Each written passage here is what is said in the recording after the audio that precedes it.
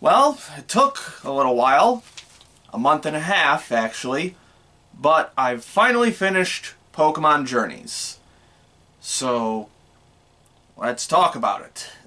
I've been very vocal for the most part on Twitter about what I've thought about the series so far, and I have taken extensive notes on the series. In total, I have about 20 pages of stuff, and I still haven't started Aim to be a Pokemon Master. And I also haven't seen the special one-off episode at the end of the year. I'm purely talking about Pokemon Journeys for this video, and that 4-episode Arceus thing as well. But we'll get to that later. But I have been pretty vocal about my thoughts on Twitter. I skimmed through some of my stuff that I posted a month and a half ago just to refresh my specific memory. I'm not going to go deep into the nitty-gritty too much, or maybe I will. We'll see. Because this will definitely be a full-on, fully edited video at some point. So, consider this my prototype thoughts, I guess you could say. So, I guess overall, I would say it was good. Kind of underwhelming, if I'm being honest. It's also no secret that I am a huge fan of Sun and Moon, so coming off of that, I immediately was like, okay, I'm going to set my expectations slightly lower, because it's not going to be as good as this.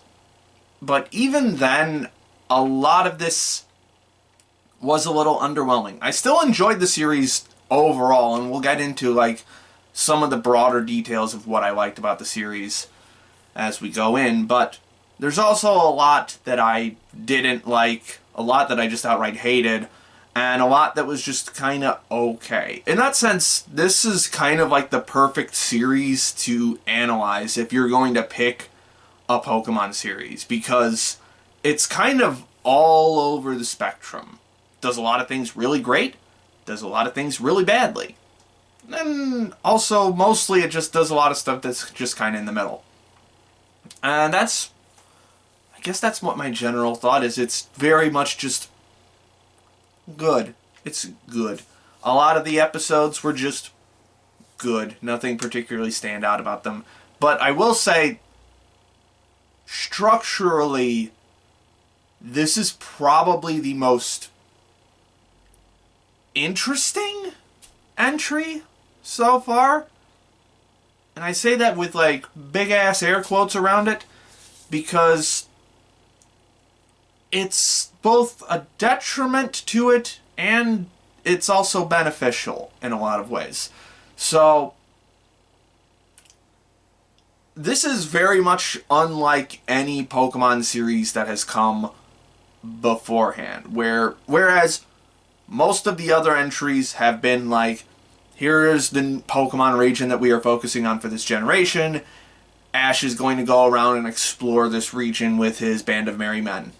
Or in the case of Sun and Moon, here are 4 islands, have some adventures on them. But Journeys does not take that approach at all, because Journeys, alongside being the Galar-centric series, this is the one focusing on Gen 8, it's also basically a franchise retrospective. They are constantly going back to different regions, fan favorite places, so on and so forth, to revisit some concepts, to dwell on some nostalgia a little bit, to tell some new stories in some old settings. And I really liked that aspect of this story. I really liked that they just were bold enough to just completely buck the formula, the broad structural formula, I should say. The general formula of Ash, Pikachu, and friends go on adventures, still there. But it is even less tied to its respective generation of games than any series before it. Really, the only thing that comes close to this in terms of not being tied to the games is the Orange Islands segment between Kanto and Johto in the original series. But I really liked this aspect of the series where it was like, hey, let's go have a Hoenn episode. Hey, let's go to Sinnoh for like 3 episodes. Why not? And it's allowed for some really fun stories. It's allowed for some fan favorite characters to come back. Really enjoyed it. However, it does have a drawback. It has several drawbacks, actually. The most obvious being this season in particular doesn't allow Galar to really come into the forefront all that often. This is by far the most underdeveloped region in terms of the Pokemon TV anime. Like, there are several gym leaders that don't even make an appearance in this series. They have shown up in adjacent properties like Twilight Wings, but like Nessa, I don't think was in the series at all. The grass type gym leader, I think, wasn't in the series at all. They just like completely cut a ton of content from the games. And on top of that, this was the series that aired during the COVID pandemic. So, I'm not going to speculate on specifically what was cut because of the pandemic, because we just don't know. We don't know that. And it's futile to speculate on it. But it is undeniable that stuff was cut. I mean, they lost like 2 weeks of broadcast, I think. I'm not exact. I'll have to look up the specifics. No, not 2 weeks. 2 months. Yeah, they lost like 2 months of broadcast. So, approximately, I think. So, they've cut several episodes, most likely were cut from the original game plan.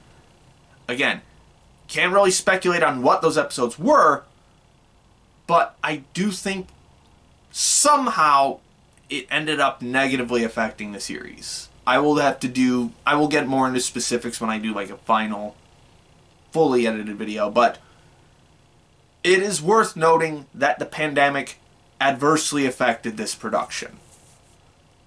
That being said, I'm not going to make excuses for it. What we have is what we have, and that's the end of it. So, looking at what we have, Galar is severely underdeveloped as a region of Pokemon. Like, all of the other entries of the TV anime that I've seen so far that I can recall in detail have very defined ideas of the region because they are there for the whole time. And so Galar just kind of feels like an afterthought. Like, I would speculate if you just took the tournament out entirely at the end, Galar would probably be well less than half of the episodes. Well less than half the episodes would take place in Galar. So it very much feels... So, I'm not going to say that something... I'm not going to say, like, the writers didn't like Galar as a region. I'm just saying the natural consequence of having these other region-centric plot lines, or these other region-centric episodes, as well as the Galar plot lines, has adversely affected the portrayal of Galar within the anime sphere.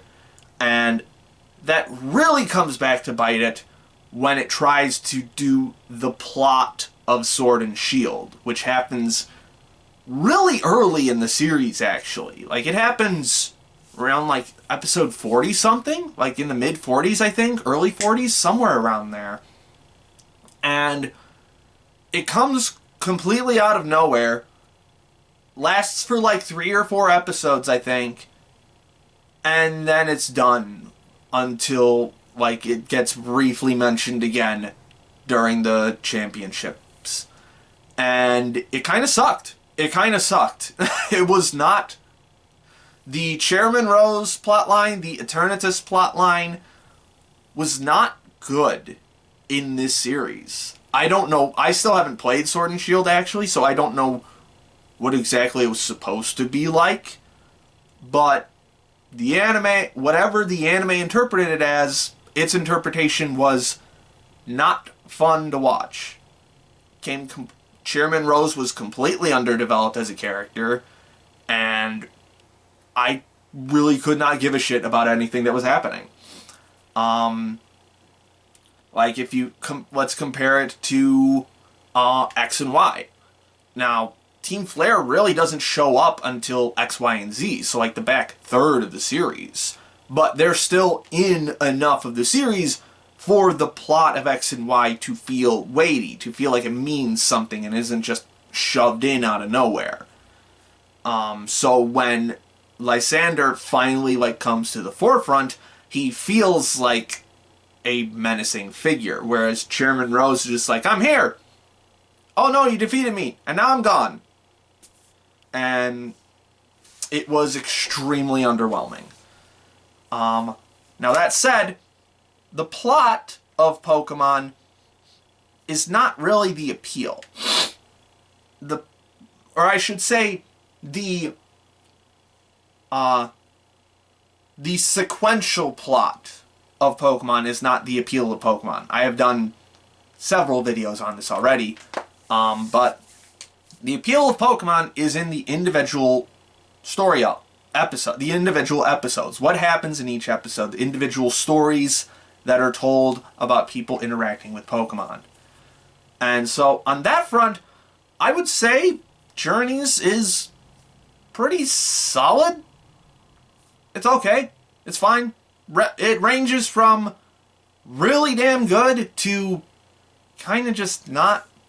It's really all over the place, but I would say a lot of it is just in the kind of, like, good range. Just a little peek behind the madness here. I actually have a full document of, like, every Pokemon episode that I've seen, and I've given it, like, a rating out of 5. So, like, a 5-star rating scale. And most of Journeys' episodes land in, like, the 3 range, I believe. You know what? While we're talking about that, let me just go ahead and look. I can tell you what my favorite episodes of Journeys were. I'm just going to briefly peruse all of my 5-star episodes from Journeys. It was more than I was expecting to get, but still less than I would have liked. The first one was the Cubone episode, episode 15. That one really stood out as, like, the first really incredible episode. The way that Cubone is kind of representative of Go and Go's relationship with his parents just kind of being left alone most of the time, and the way he kind of comes to terms with that and helps Cubone through Cubone's troubles. Really enjoyed that. Let's see. The episode 18 is the next one. I believe that's the Vermilion City gym episode. Just a fucking great battle. It was a damn good battle, and it felt like this was one of the first moments where it was like, oh, Ash is kind of important in this world. Like, he's kind of a celebrity now. He has a legacy. Really enjoyed that. Episode 21, that's the egg episode where the egg hatches into Riolu. Really, just the cinematics of that episode were really strong. The lighting, the camera work, the OST, really solid. Let's see. Starts to get a little more sparse after that. Where was the next good really good episode. Episode 55, it looks like, is the next one after that. That was the one with the Galarian Ponyta in that, like, mushroom forest. Really cool, very atmospheric kind of series. Are you starting to pick up on the kind of stuff that I appreciate about this? Just I like when it really dives into like these singular episode concepts, and Koharu's relationship with this Ponyta as the episode goes along just was really cool. It was a very magical kind of episode. Episode 65, that's the Iris battle with Ash. Fucking incredible battle. Insane, over the top. Had some great smear frames in it. Really liked the friendship that Ash and Iris have. It actually feels like they are old friends and that they have this kind of bond. We will come back to that when we talk about Go. But that is what we call foreshadowing. Episode 68. What was episode 68? Oh, this was the first mention of Project Mew. This is when Gary comes back for the first time, and they're hunting the Moltres. Fucking loved that episode. Just hype. Gary is a fucking dick. I love it. But he's also really fucking good. Love that. And this is the first time where, like, Go really gets put in his place. Again, we will come back to that. But, really enjoyed that. Episode 76. What was episode 76? I'm trying to reinterpret my notes. Oh, is this the... Yeah, this is when they go back to Alola for that race. And, like, he meets some younger kids who know him as the Alola champion. And so, like, he basically, like, gets to show off for the new generation. And just, the entire episode was really hype and fun. The two kids learning the Z move from Ash, really fun. Episode 83, that's the Cleffa episode. It's very ethereal and moody, very somber, really digs into some darker emotions, actually talks about death, which Pokemon always manages to do at least once or twice during every series. And I appreciate it for that, because that's very important. And the way that they come around to helping this girl move past the loss of her friend was really good. Speaking of troubling emotions, episode 87, that's the one with the Glaceon. Just really powerful character writing in that episode. Really strong imagery to bolster it. Absolutely loved that episode. Let's see. What's the next one after that? We're starting to get into the back third of this series now. Is there another one over here? No. Yeah. Episode 112.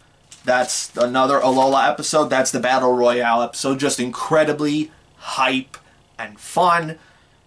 You really get this. Alola is basically Ash's second home at this point. Like, he feels so... When you put Ash back in that setting, he just fits right in like he never left.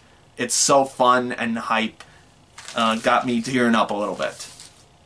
And I think the last... No, there's two more. So... Oh, I had three more, actually. Episodes 123 and 125, which were the first and third of his episodes of his battle with Cynthia. Just that whole battle in general, I think, is the best battle of all of Journeys. Just non-stop insanity for like 60 plus minutes. I just think it's the best battle of the series by a long shot. The only thing that would have made it better is if Ash had a little bit more of a thematic or narrative tie-in to Cynthia as a character. Maybe if I actually get through Diamond and Pearl one day, that'll be there, but I doubt it. We'll see. And then the last one that I would say is like a really good episode is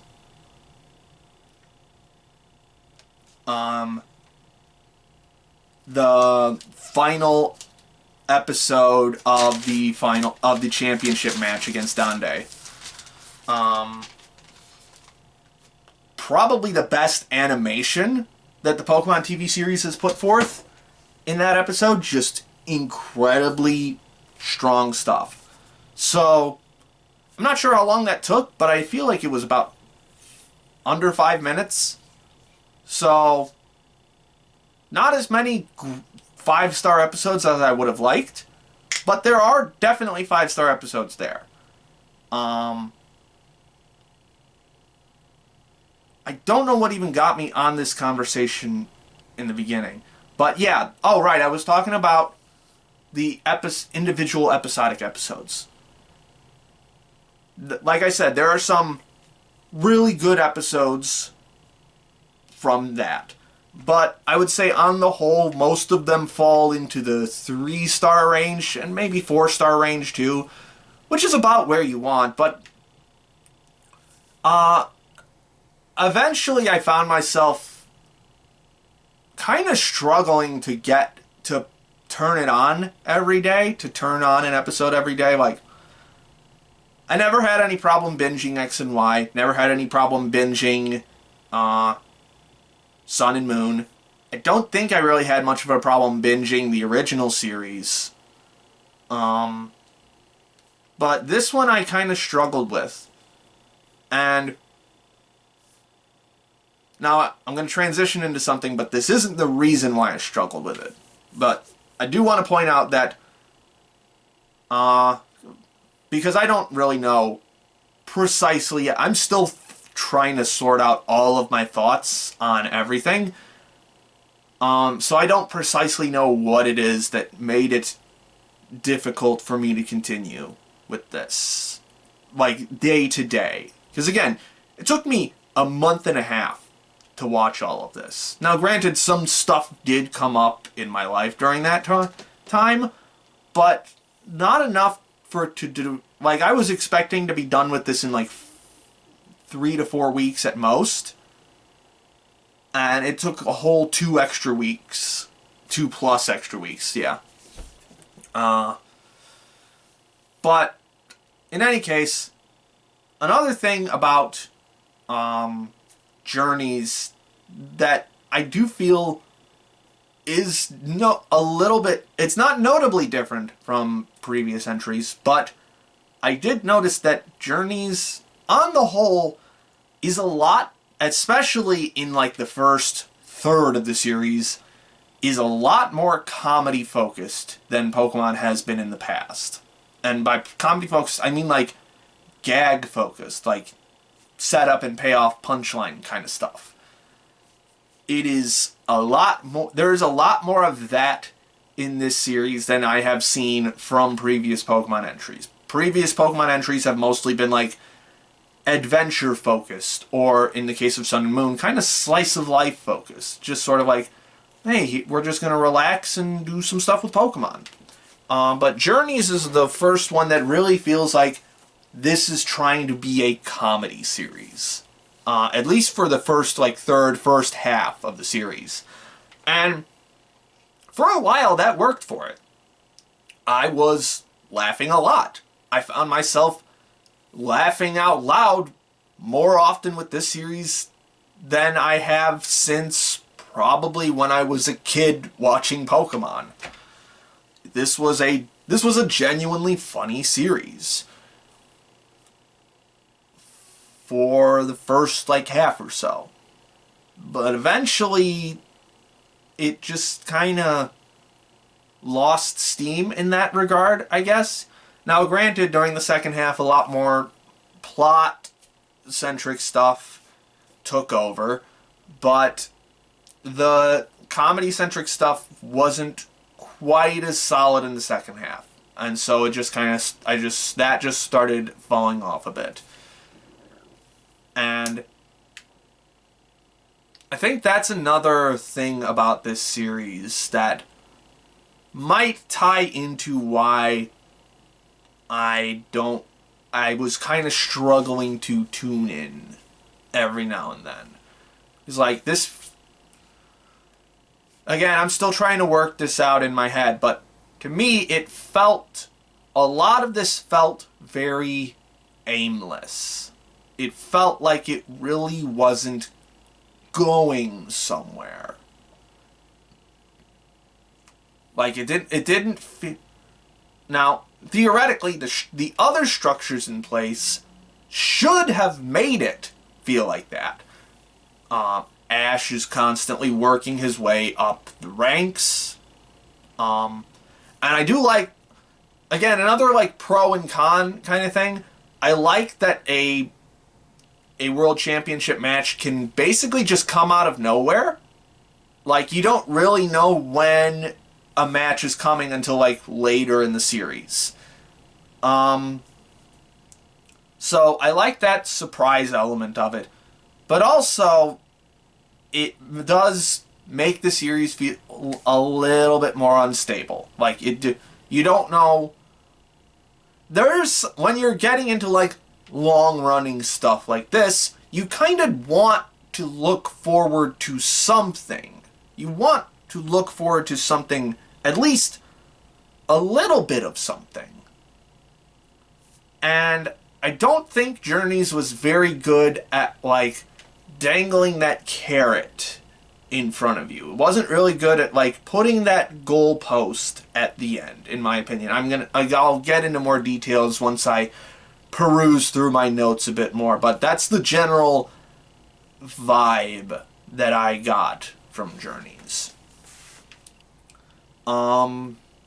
So yeah, that's my thoughts on the general structure of the series, I guess.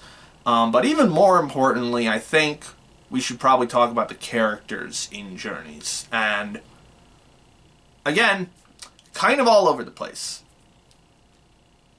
I think that what they were trying to do with Ash in this part of the series, for the most part, I think they accomplished. This is a post-Alolan champion Ash. This is someone who has finally reached the summit. He is a champion. He is, in terms of title, he is on the same level as people like Cynthia and Steven and Lance. He is in that group. And so, there's really not a whole lot you can do once you... Well, there's a lot you could do with that concept.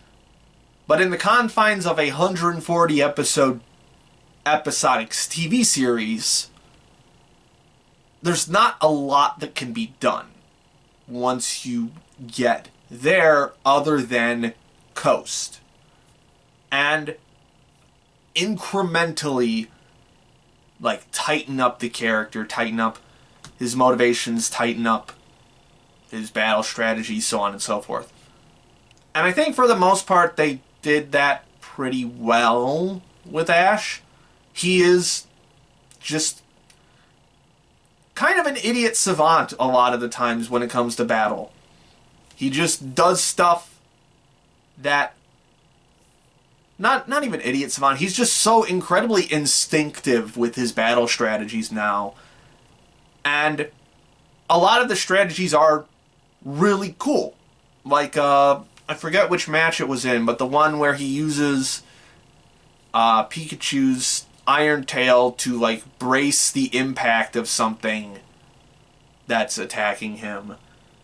Or using Thunderbolt as, like, a shield as he spins around in a circle. Like, Ash is still Ash in that regard. He's still an insane battle maniac who comes up with these wild Ash strategies.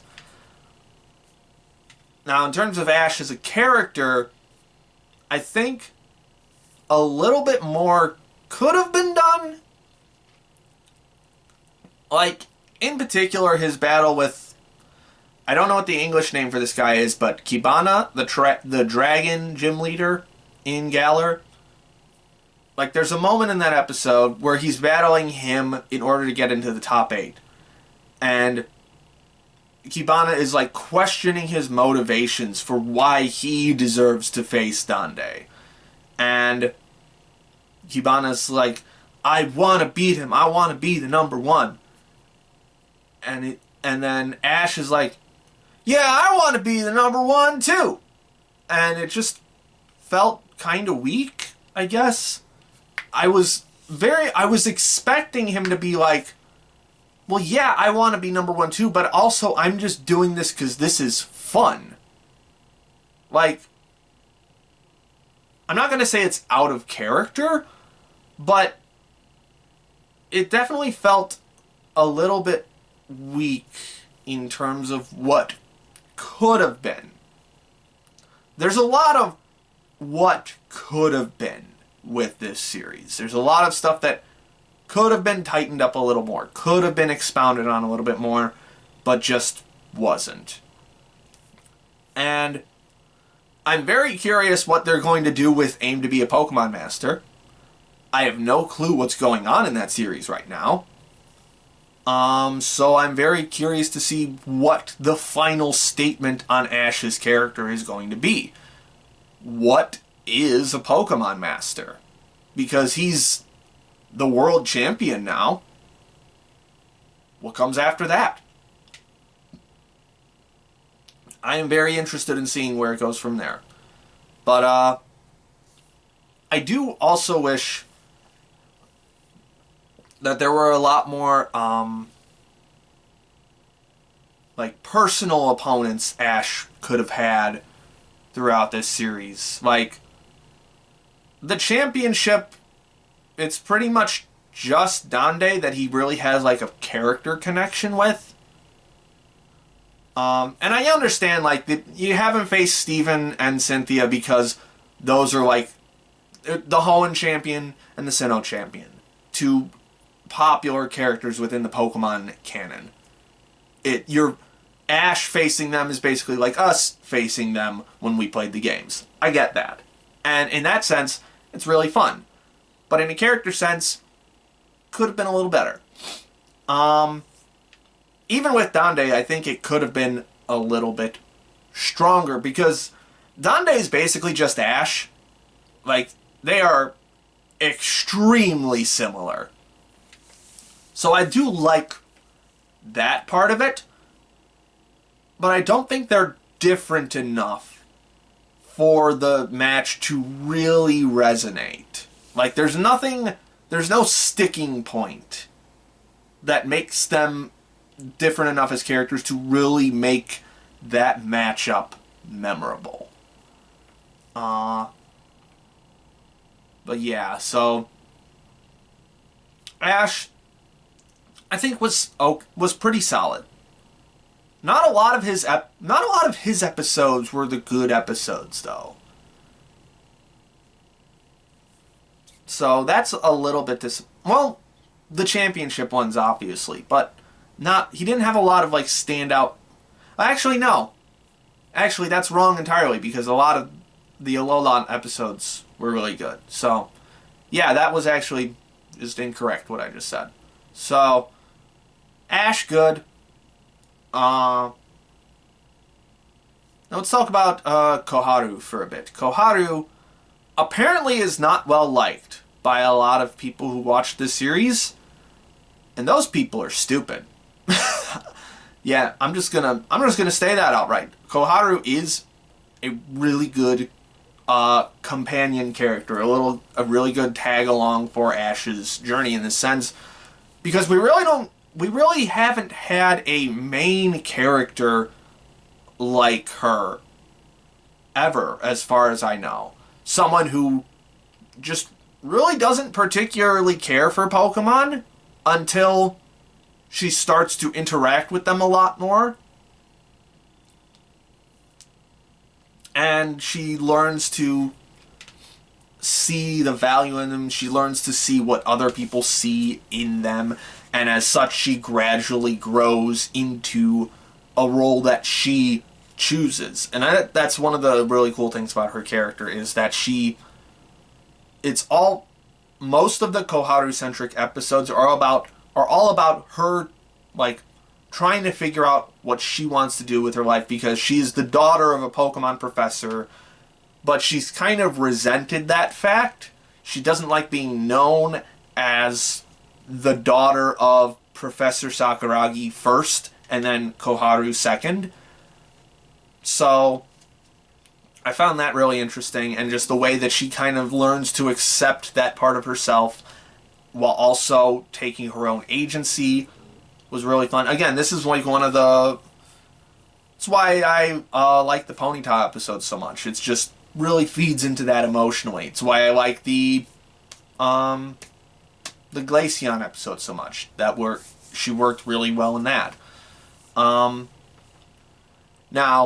is it cheating to use Eevee for the third time in a row? You could say that. Is it not cheating? Is it boring to use Eevee? To use oh, what are you going to do with this Eevee for the third time in a row? Yeah, you could say that. I mean, we had... Serena had Eevee, who evolved into Sylveon. We had Suiren's Eevee, who just kind of stayed in Eevee. And now we have Koharu.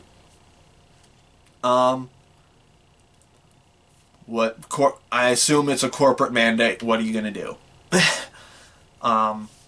But I do like that this particular Eevee plotline is pretty notably different from what we've gotten before. It ties into Koharu's character. What are you going to do? What do you want to be? What do you want to grow into? What do you want to grow up as? And getting to travel around to see all the different evolutions, I thought was really fun. And I think Suiren back in Alola with her Eevee was the perfect cap to the end of that idea of just well, you could just stay in Eevee. You could just stay as you are. And so I really liked that. But yeah, I found Koharu to be really fascinating as a companion. I would definitely put her in the top half of companions. I'm not going to say she's the best. She's not on a Serena level or Misty or Brock or anything. But I really enjoyed her. Cannot say the same for Go.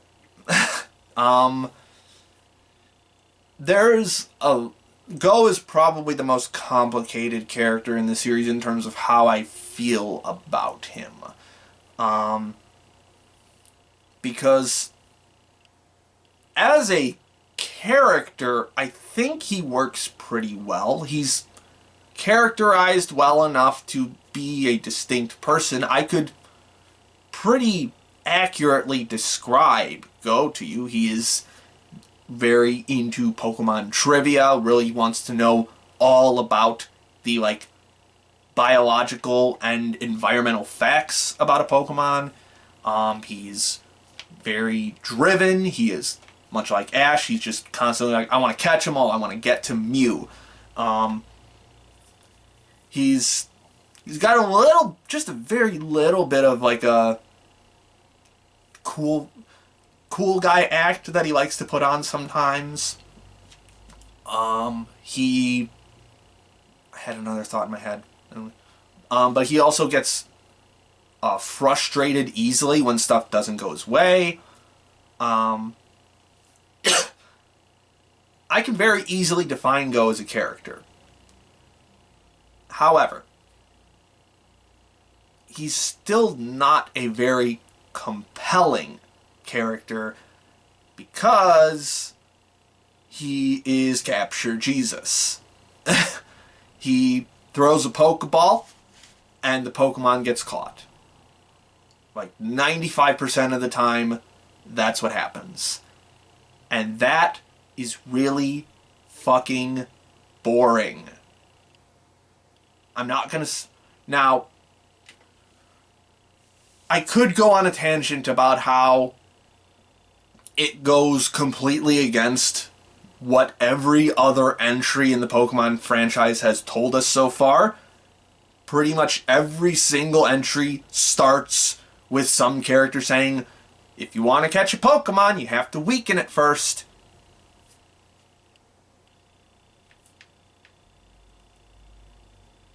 But I could go into that. But I think that's a valid way to view it. But even more so, what irks me about this is that it's boring. Throw a Pokeball, the Pokemon's yours. That's boring. That's really boring. And it's not fun. Like, I think the first episode 6 was like the first like 1-star episode that I gave. Like, that was just one that I outright hated just about everything about it. That was the one where Go just goes around catching all the bug types in Kanto.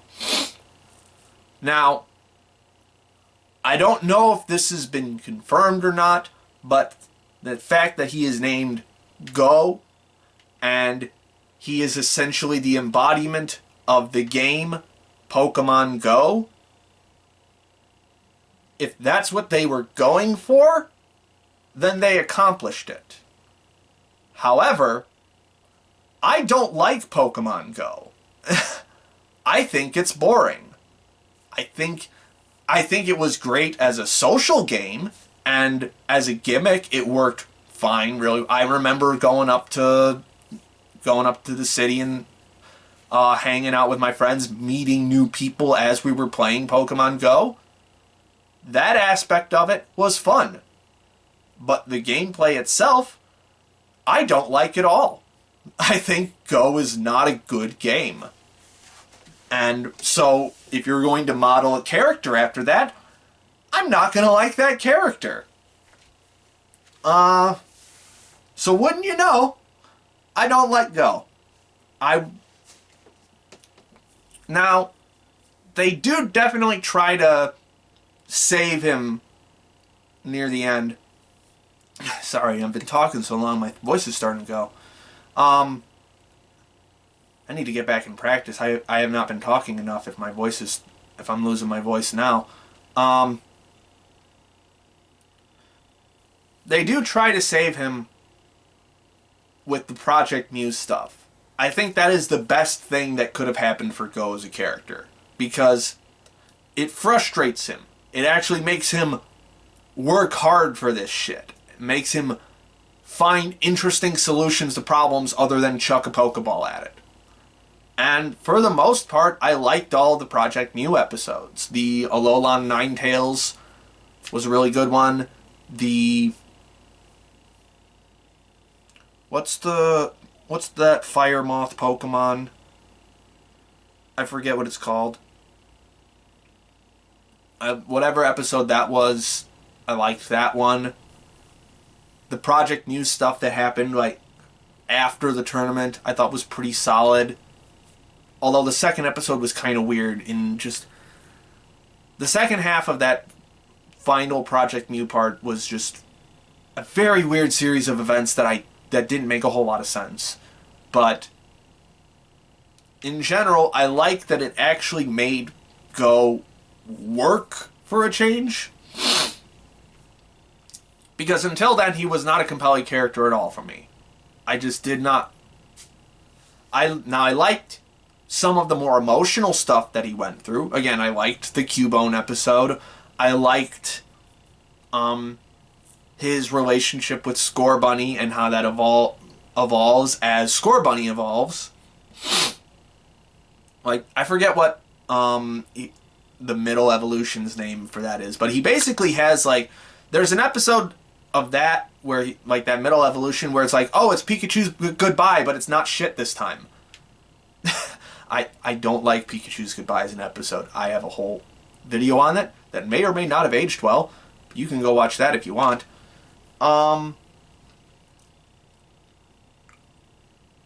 Yeah, I think some of the smaller emotional beats are pretty good, but there's this overall, this capture thing I fucking hate. Which is, and so, I'm debating whether I even want to get into this now, but fuck it. So, the Suicune episode. Go catches a Suicune. Now, here's what happens in that episode. The episode tells us that Suicune is already weak. The episode says, the characters say that Suicune has been weakened going into this, and while he's in the middle of being attacked by Pokemon hunters, Go chucks a Pokeball at him and catches him. Now, what happened 15 seconds before that was Suicune showing up on the scene and knocking over an 8-wheeler with an Ice Beam. Does that sound like a Pokemon that's weak? This is one of my big gripes with Journeys as a whole, that on the visual end, it's really not good at conveying what it's trying to say. It's really good at conveying emotions, it's really good at conveying atmosphere, but when it tries to tell you that something is happening visually, when it tries to tell you, like, this Pokemon is weak, or this Pokemon or this character is feeling this emotion, when it tries to do that, it kind of fails horribly. And that's my biggest problem with the Suicune episode, is, yes, they say that Suicune is weak, but nothing about the visuals indicates that whatsoever. So, it really doesn't work. Now, I like the resolution to that episode. If Suicune's capture had come after Go connects with Suicune, I would have bought it a lot more. But it doesn't.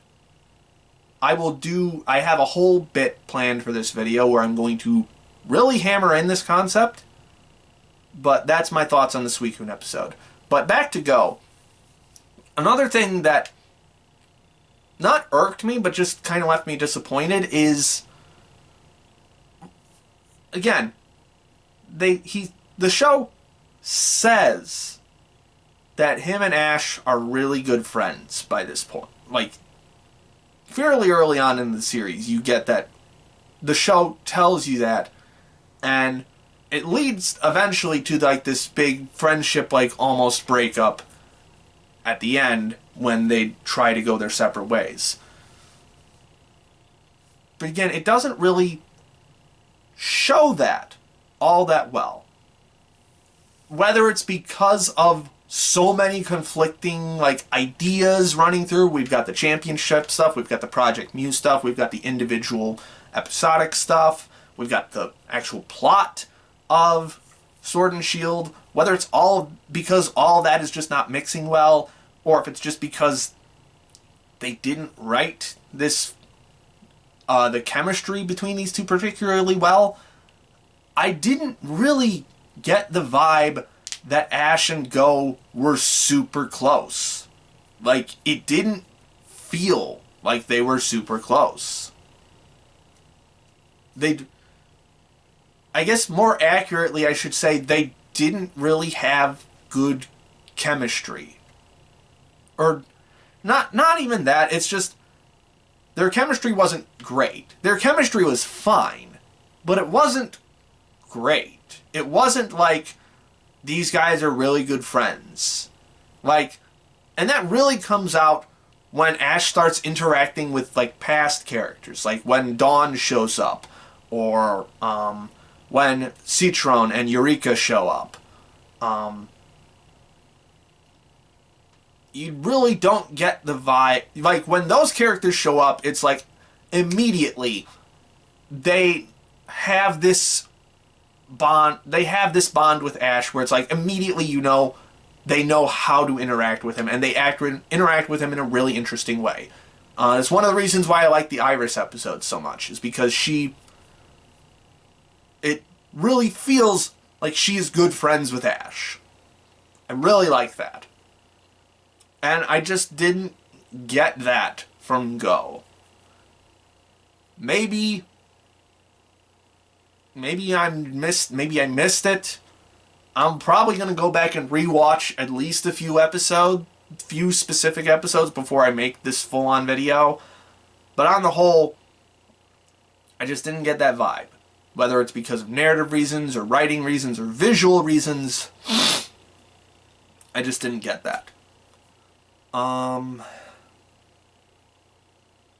Honestly, that's really all I want to say on a broad terms about Journeys. I guess I could talk about the visuals a little bit, which are really good for the most part.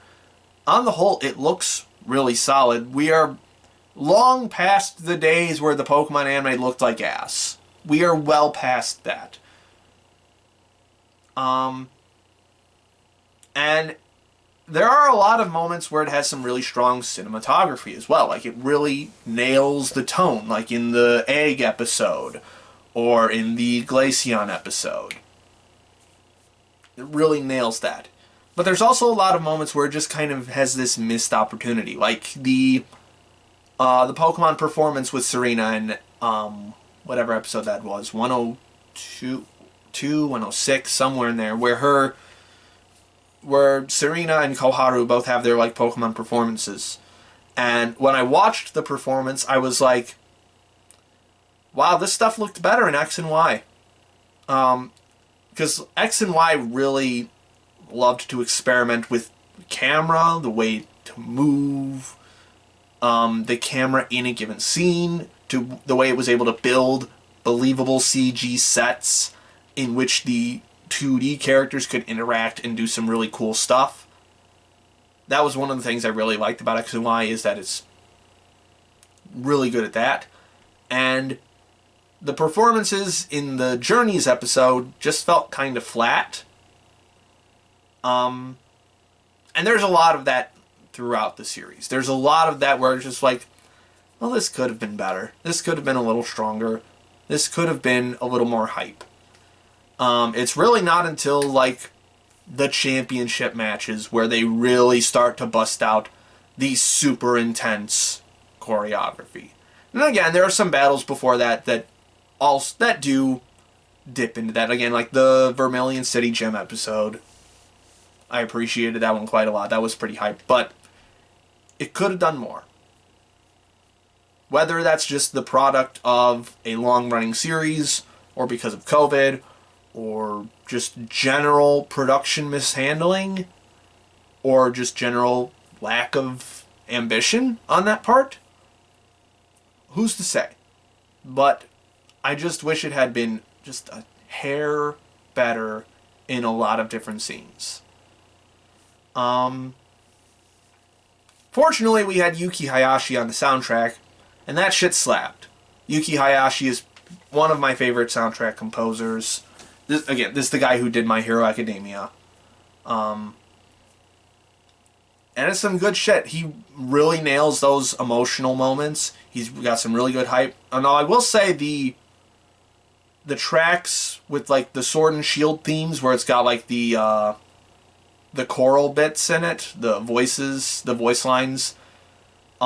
It's very obvious that they're synthetic voice lines, so they kind of stuck out a little bit. But otherwise, good stuff. And that's about all I have to say for now on Pokemon Journeys.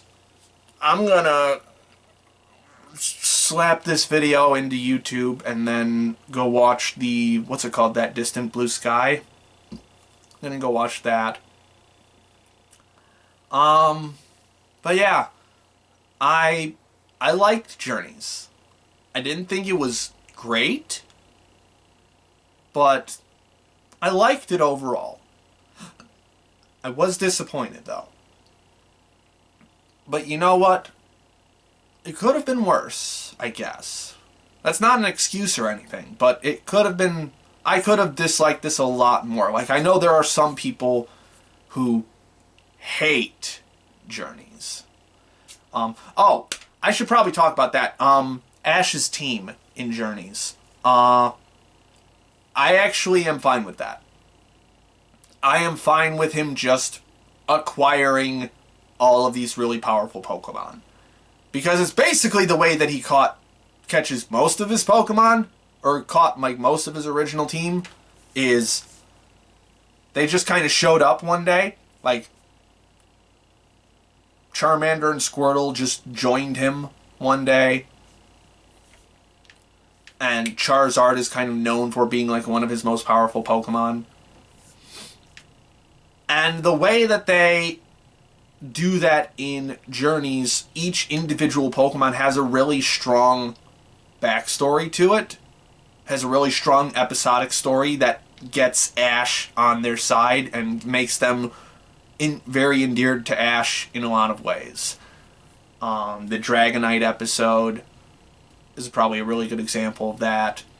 The Gengar episodes are also really solid. So yeah, I have no problem with Ash acquiring this super team. Because if we're going to start... If Ash's arc for this series is the World Championships, we can't have him building up from nothing. Because that's not going to... It's not going to work. But I do... So, I am fine with Ash's team. But I do think that Journeys does have this issue of trying to do too much. Sometimes the individual episodic episodes vary in quality like they usually do, but the overall push of the series tries to do too much, and it ends up lesser because of it. It is less than the sum of its parts. There are still a lot of episodes that I would definitely love to go back and rewatch just because they're good. But on the whole, I don't see myself ever binging Journeys again. I definitely can't recommend binging it because it's just not easy to binge for me. But take your time with it. If you're a Pokemon fan, you'll probably like it. So that's it for me. I'm going to go let my voice rest, watch a little bit more Pokemon, and then start plotting out this video. No clue when that's going to come out. Probably sometime in April. But until then, my name is Ember, and I'll see you next time.